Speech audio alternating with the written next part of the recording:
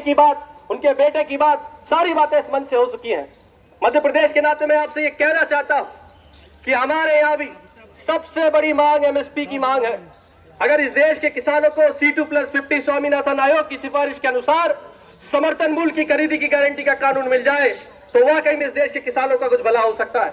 आज मध्य प्रदेश के हालात ये हैं, जो साथी हमारे मध्य प्रदेश के बैठे हैं वो जानते हैं कि 1 रुपया 2 रुपया किलो हमारा लहसुन की फसल बिक रही है।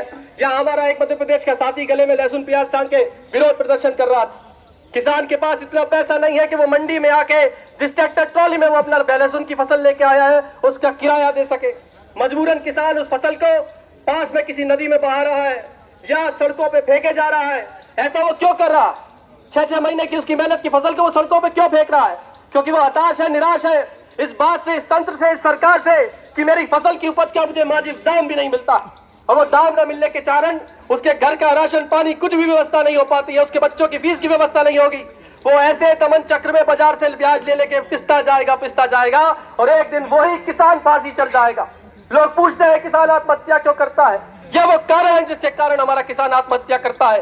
ये दुखद घटनाएं होती रहती है। इसलिए इस देश के किसानों की आत्महत्याओं को रोकने का सबसे बड़ा और सबसे पुरजोर तरीका एक ही है कि सरकार तुरंत तत्काल प्रभाव से संसद में वो बिल लाए जिससे समर्थन मूल्य से खरीदी की गारंटी का कानून बन सके। अगर ये कानून बनता है तो हिंदुस्तान के किसान की आने वाली पीढ़ी खुशहाल होंगी और आबाद होंगी। और अगर ये कानून नहीं बनता है तो मैं दावे के साथ कहता हूं मध्य प्रदेश में समर्थन मूल्य पे खरीदी अगर सरकार नहीं करे तो एक भी मंडी ऐसी नहीं है जिसमें समर्थन मूल्य से बोली लगती हो। फसलों के दाम गिरा दिए जाते हैं, किसानों को बदहाल कर दिया जाता है। ऐसे में समर्थन मूल्य की खरीदी की गारंटी का कानून हमारे लिए बुनियादी जरूरत है। ये हमारे आने वाली फसल रूपी नस्ल की लड़ाई है जिसे कॉर्पोरेट नुमा गाजर घास को खाने के लिए हमें छोड़ दिया गया है।